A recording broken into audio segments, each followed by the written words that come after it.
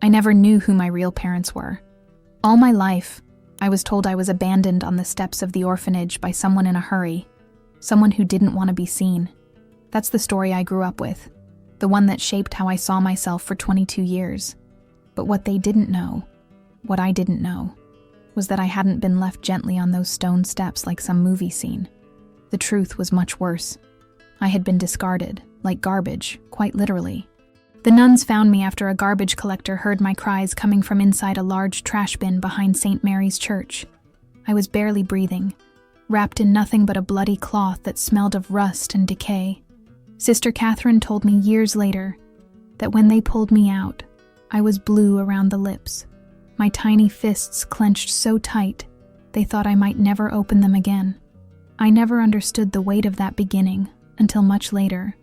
Growing up at Sacred Heart Orphanage in Springfield, I was constantly reminded I wasn't wanted. Not directly, but in the subtle ways life reminded me. Never being picked first for games, never having birthday visitors while other kids got relatives who brought cake and presents, never being adopted despite the parade of couples who came through looking for children. I'd watch from the window as families drove away with someone else. Always someone else. The priest who ran the orphanage, Father Samuel, was the only constant in my life. He was this tall, gentle man, with silver hair and kind eyes that crinkled when he smiled. He raised me with patience I didn't deserve, gave me books to read when I couldn't sleep, encouraged my writing when I started scribbling stories in old notebooks. When I had nightmares, he'd sit by my bed and tell me that even broken beginnings could lead to meaningful stories. I clung to that idea like it was the only truth I had. Still, I carried a hole inside me that nothing seemed to fill. I had dreams, vivid, terrifying dreams, of being trapped, suffocating, buried beneath filth and metal. The smell of rotting food and rust would fill my nostrils even when I was awake. I'd wake up drenched in sweat, gasping for air, clawing at my throat like something was choking me. The other kids thought I was weird. The nuns thought it was trauma from abandonment. No one guessed that the nightmare was real, that I had been thrown away by someone who never wanted me to live.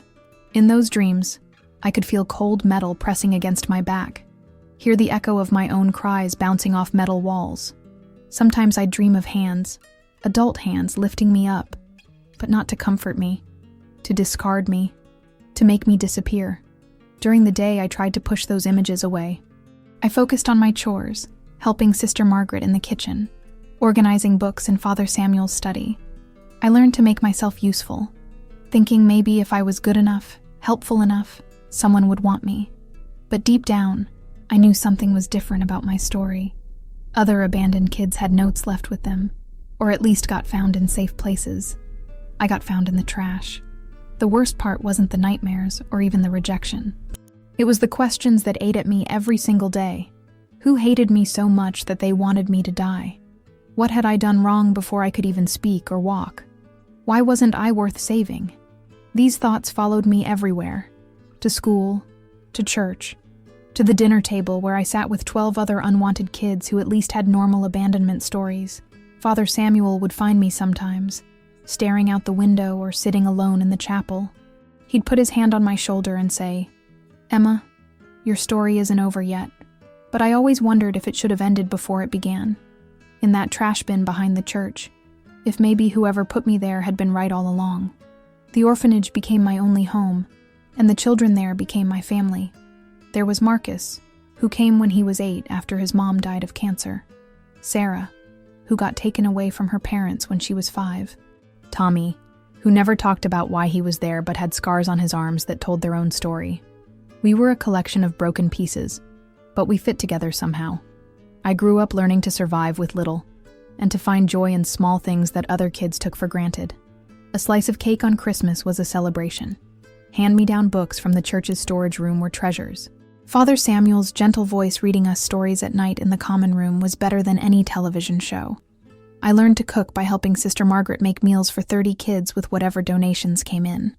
I learned to clean by scrubbing floors until they shined. Most importantly, I learned to be invisible when needed, to read the room and disappear when the wrong mood struck. I didn't question who had abandoned me anymore because I thought it didn't matter. What mattered was who I had become. The girl who helped the younger kids with their homework, who snuck extra cookies to whoever looked sad, who wrote stories about families that stayed together. I convinced myself that wondering about my past was pointless. My real life started at Sacred Heart.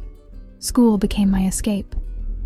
I walked the 2 miles to Springfield High every morning, grateful to be around kids who didn't know my story. I threw myself into my studies, especially English and history. Mrs. Patterson, my sophomore English teacher, noticed I had a gift for writing. She'd keep me after class to talk about books, encouraging me to apply for scholarships. "You have something special, Emma," she'd say. "Don't let anyone tell you otherwise." At 16, I began volunteering at the Springfield Public Library. Mrs. Chen, the head librarian, was this tiny woman with thick glasses who treated books like they were made of gold. She taught me how to organize files, how to help patrons find what they needed, how to repair damaged books with special tape and glue. Working there felt like being in a sanctuary. Surrounded by thousands of stories, I felt less alone. The library job led to something I never expected, a scholarship to Springfield Community College. Mrs. Patterson had helped me apply, and when the letter came, Father Samuel cried harder than I did. "I always knew you were meant for great things," he said, holding the acceptance letter like it was a miracle. Maybe it was. I worked hard to build a life for myself, always carrying the weight of abandonment in silence. I never told anyone about the recurring dreams or the faint memory of cold metal pressing against my skin. I buried that pain in my studies, in ambition, in pretending I was whole. I studied psychology, thinking maybe I could help other kids like me. I dated a few guys, but never seriously. How could I explain that I woke up screaming sometimes, that I couldn't sleep in completely dark rooms, that the smell of garbage trucks made me sick? Father Samuel remained a guiding figure through it all. He visited me at college, bringing care packages that Sister Margaret had packed. He attended my graduation and cried harder than anyone there. I remember looking into his eyes that day and seeing something he wasn't telling me, some truth hidden behind pride and sadness. At the time, I thought it was just emotion, but now I know it was guilt. He had known something all along. After graduation, I got a job at a youth center in downtown Springfield. I loved working with kids who reminded me of myself, angry, hurt, convinced they didn't matter. I rented a small apartment above Mrs. Chen's bakery, just a few blocks from the library where I still volunteered on weekends. It wasn't much, but it was mine. For the first time in my life, I had my own key, my own space, my own rules. But even with all that progress, something was missing. I'd catch myself staring at families in the park, wondering what it felt like to have someone who looked like you, who shared your mannerisms, who knew your history. I'd see fathers teaching their daughters to ride bikes and feel this sharp pain in my chest. I'd watch mothers braiding their daughters' hair and wonder if anyone had ever done that for me when I was small, before I was thrown away. It was on my 22nd birthday that everything changed. I had come back to the orphanage to visit Father Samuel, who was growing older and weaker by the day. His hands shook when he poured tea, and he moved slowly down the hallways that had once seen him rushing to help crying children. The doctors said his heart was failing, but I think it was more than that. He carried a burden that was eating him alive. That evening, after the other kids had gone to bed, he asked to speak to me privately. We sat in his study, surrounded by the same books that had been my companions growing up. The room smelled of old paper and the lavender candles Sister Margaret always lit. His voice trembled with something heavier than age when he said, "Emma, there's something I need to tell you before I die." I sat beside him, expecting a blessing, a story, maybe even a confession of fear about dying. Father Samuel had always been honest with me about life's difficulties, but what he told me that night shattered everything I thought I knew about my own story. He confessed that he had known who left me that day, my stepmother. The words hit me like a physical blow. I had a stepmother, which meant I had a father. My biological mother had died giving birth to me, and my father remarried soon after. His new wife, Rebecca, never wanted me. She saw me as a reminder of a woman she despised, a living symbol of her husband's first love. She was jealous of a dead woman, Father Samuel said, his voice barely above a whisper. And she took that jealousy out on an innocent baby. So, one night, while my father was out of town on business, she took me from my crib. I was just 3 weeks old, still red and screaming, probably hungry and scared. She drove to the church in the middle of the night and threw me into that trash bin behind the building. She never told anyone what she had done. She went home, cleaned up any evidence I had ever existed, and when my father returned, she told him I had died. She said I was stillborn, that the doctors had made a mistake at the hospital. My father was devastated. He searched medical records, questioned doctors, even hired a private investigator. He cried, mourned, and grieved a child he thought was lost forever. For 3 years, he blamed himself, wondered if he could have done something different. The guilt destroyed his marriage anyway. Rebecca left him, claiming she couldn't handle his depression.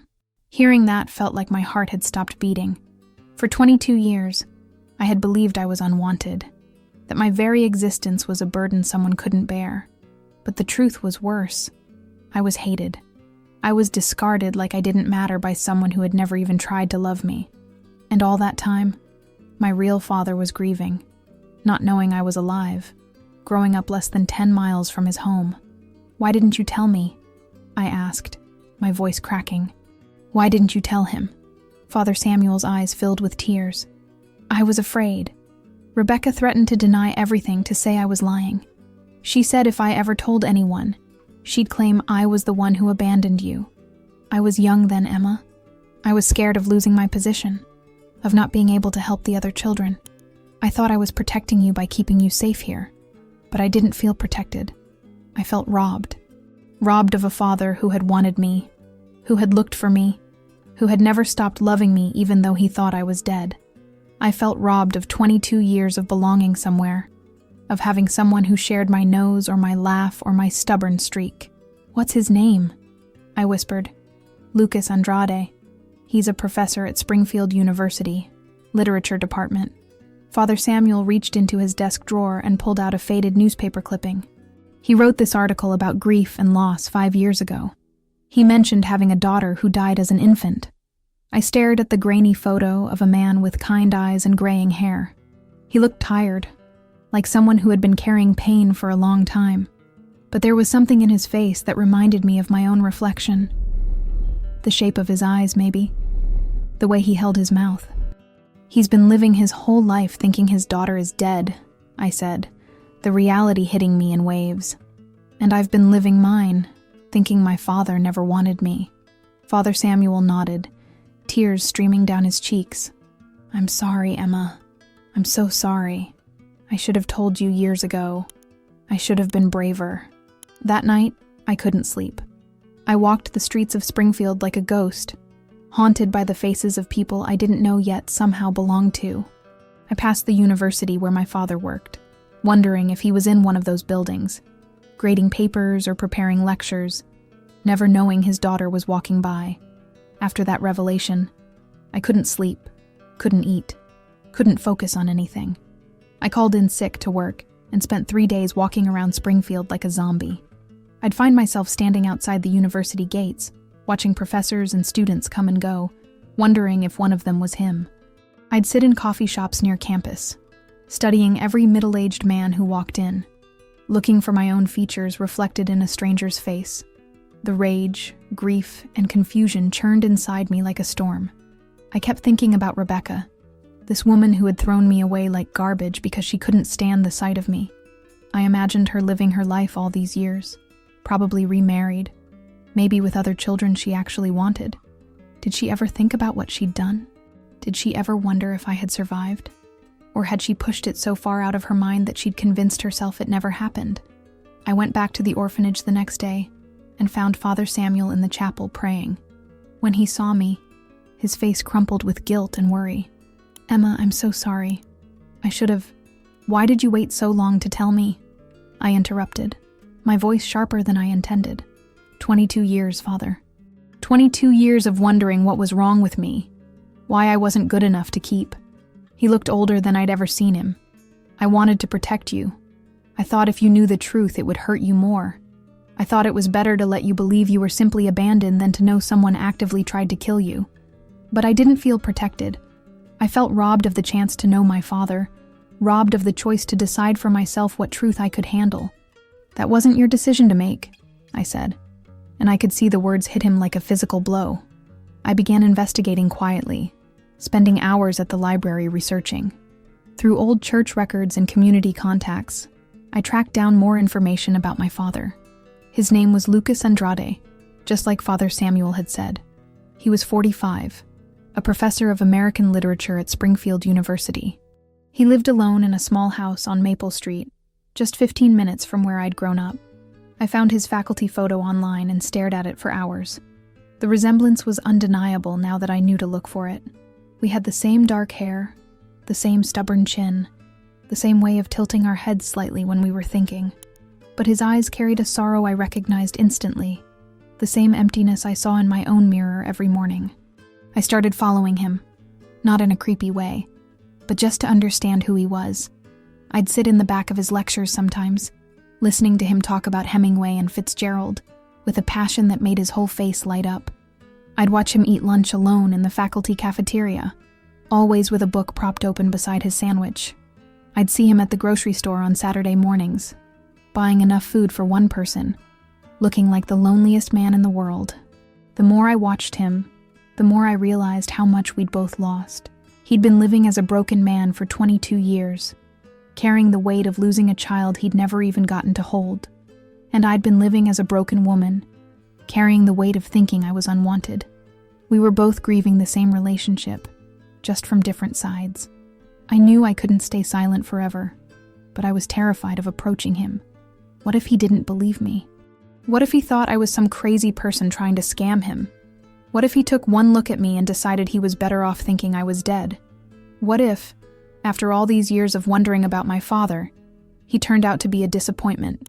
Finally, I decided to write him a letter. I couldn't claim to be his daughter outright. That seemed too cruel, too shocking. Instead, I told him I was someone with a story he needed to hear, that I had questions only he could answer about a baby who had supposedly died 22 years ago. I mentioned Father Samuel, the church, the dates that mattered. I rewrote that letter 15 times, trying to find the right words. How do you tell someone their dead child is alive? How do you prepare someone for the fact that their whole understanding of their own life has been built on a lie? In the end, I kept it simple. I believe you are my father, and I believe you thought I died as an infant. I'm alive. I need to meet you. I left the note at his door on a Tuesday evening, waited until I saw him come home from work, then slipped it under his door and ran. I felt like a coward, but I couldn't face the possibility of seeing his reaction in real time. I left my phone number and asked him to call when he was ready to hear the whole story. He called the next morning at 7:30, right when I was getting ready for work. I almost didn't answer because I was so nervous, but when I heard his voice, I knew immediately it was him. He sounded cautious but kind, like he was afraid of hoping too much. "Is this Emma?" he asked, and just hearing him say my name made my eyes fill with tears. "Yes," I whispered. "I got your letter. I didn't sleep all night." His voice was shaky, like he was holding back a flood of emotion. "I need to ask you something, and I need you to be honest with me. Do you really think you're my daughter?" "I know I am," I said, surprised by how certain I sounded. "I have proof. I have someone who can verify everything." We arranged to meet that afternoon at Miller's Cafe, a quiet place downtown where we could talk without being overheard. I got there early and chose a corner booth where I could see the door. When he walked in, I recognized him immediately, even though seeing him in person was different from watching him from a distance. He looked around the cafe nervously until our eyes met, and I swear I saw something click in his expression. He sat down across from me, and we just stared at each other for a moment. Up close, the resemblance was even more obvious. We had the same hands, the same way of pressing our lips together when we were thinking hard about something. "Tell me everything," he said simply. So I did. I told him about the orphanage, about growing up thinking I was abandoned, about the nightmares that I now knew were memories. I told him about Father Samuel's confession, about the trash bin, about Rebecca. I watched his face as I spoke, saw him go from hope to horror to rage to heartbreak in the span of 30 minutes. When I got to the part about Rebecca throwing me away, He put his head in his hands and started crying. Not just tears, but deep, gut-wrenching sobs that shook his whole body. Other people in the cafe started looking at us, but I didn't care. I reached across the table and touched his arm, and he looked up at me with eyes that were red and broken. "I looked for you," he whispered. "I looked everywhere. I hired investigators. I questioned doctors. I even had your mother's grave dug up because I thought maybe they'd made a mistake about the burial." He wiped his eyes with his sleeve. "Rebecca told me you were born dead, that the doctors had been wrong about the heartbeat. She said they took you away before I could see you, that it was better that way." My heart broke for him. While I'd been growing up feeling unwanted, he'd been living with the guilt of not being able to save a child he thought had died. "She lied to you," I said. "She lied about everything." He nodded, still crying. I always felt something was wrong. She was so calm about it, so ready to move on. When I wanted to have a funeral for you, she said it was morbid. When I wanted to talk about you, she said it was unhealthy. She left me 2 years later, said I was too depressed to live with. He pulled out his wallet and showed me a small photo he'd been carrying for 22 years. It was a picture of my mother, taken when she was pregnant with me. She was beautiful, with dark hair and kind eyes. "You look just like her," he said. "I used to stare at this picture and wonder what you would have looked like if you'd lived." "I did live," I said, and saying it felt like the most important thing I'd ever said. "I lived, and I grew up, and I became a person, and I've been wondering about you my whole life." He asked me to tell him about my childhood, about the orphanage, about Father Samuel. I told him about learning to read, about my love of books, about going to college. I told him about my job at the youth center, about helping kids who reminded me of myself. As I talked, I watched his face change from grief to something that looked like pride. "You became everything I would have wanted you to be," he said. "You're strong and kind and educated. You help other people." He paused. "I'm so sorry you had to do it alone." That's when I started crying too. "I always wondered if my father would be proud of me," I said. "I used to imagine what it would be like to have someone at my graduation, someone who cared about my grades and my job and my life." "I care," he said immediately. "I've always cared. I just didn't know you were there to care about." We sat there for another hour, sharing 22 years of stories, trying to fill in the gaps that Rebecca had created with her lies. He told me about my mother, about how they'd met in college, about how excited they'd been when they found out she was pregnant. He told me about the depression that had consumed him after he thought I died, about how he'd never remarried because he couldn't bear the thought of losing another child. Before we left the cafe, he asked if he could meet Father Samuel. "I need to thank him," he said, "and I need to confirm everything you've told me. Not because I don't believe you, but because I want to hear it from him too." I arranged the meeting for the next day. Watching the two men talk was like watching 22 years of secrets finally come to light. Father Samuel confirmed everything, showed my father the records, even produced the bloody cloth I'd been wrapped in, which he'd kept all these years as evidence. When it was over, my father looked at Father Samuel with tears in his eyes and said, "Thank you for saving her. Thank you for giving her a good life." Then he looked at me and said, "I want to take legal action against Rebecca. Not just for justice, but for truth. The world needs to know what she did." The truth came out in pieces over the following months. My father hired a lawyer, and together we filed a formal complaint with the police. Even though the statute of limitations had passed for most criminal charges, there were still avenues to pursue. The case attracted media attention, especially when the local newspaper picked up the story of a woman who had faked her stepdaughter's death and abandoned her to die. Rebecca was living in Boston, married to a wealthy businessman, with 2 teenage children who had no idea their mother was capable of such cruelty. When the investigators tracked her down, she denied everything at first. She called it a malicious lie, claimed that I was an imposter trying to destroy her life. But confronted with the evidence, the timing, the witnesses, Father Samuel's testimony, even her own inconsistent statements over the years, she cracked. The breaking point came when they showed her the hospital records. I had been born healthy, with a proper birth certificate and footprints on file. There was no record of me dying. No death certificate, no burial permit, She couldn't explain how a living baby had simply vanished from the records. Under pressure, she finally admitted what she'd done, but tried to minimize it.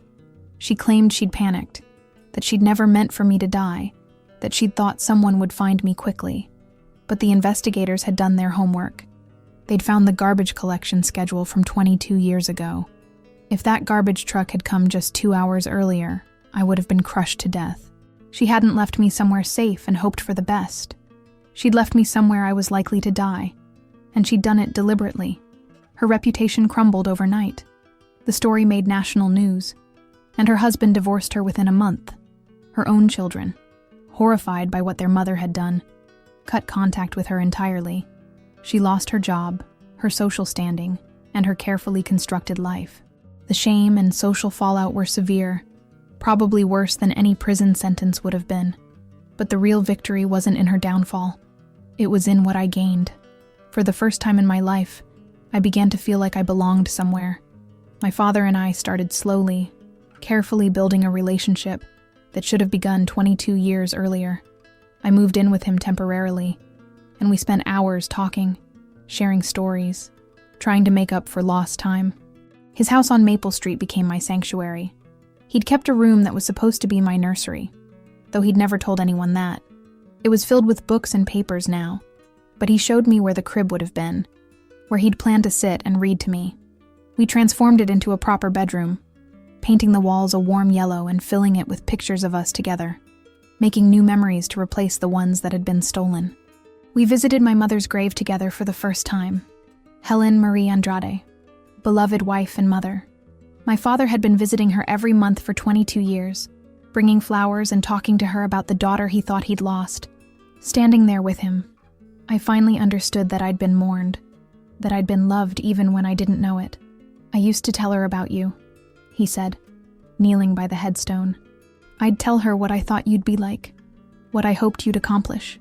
I always imagined you'd be smart and kind, someone who'd make a difference in the world."